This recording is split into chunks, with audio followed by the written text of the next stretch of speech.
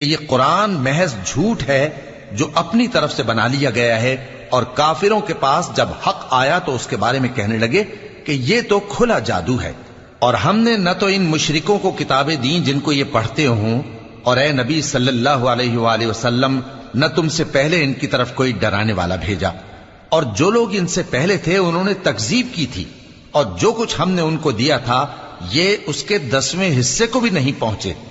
پھر انہوں نے میرے پیغمبروں کو جھٹلایا، سو میرا عذاب کیسا ہوا۔ کہہ دو کہ میں تمہیں صرف ایک بات کی نصیحت کرتا ہوں کہ تم اللہ کے لیے دو دو اور اکیلے اکیلے کھڑے ہو جاؤ، پھر غور کرو تمہارے رفیق یعنی اس نبی صلی اللہ علیہ وآلہ وسلم کو کسی طرح کا جنون نہیں، یہ تو تم کو سخت عذاب کے آنے سے پہلے ڈرانے والے ہیں۔ کہہ دو کہ میں نے تم سے کچھ صلہ مانگا ہو تو وہ تمہارا، میرا صلہ اللہ ہی کے ذمے ہے اور وہ ہر چیز سے خبردار ہے۔ کہہ دو کہ میرا پروردگار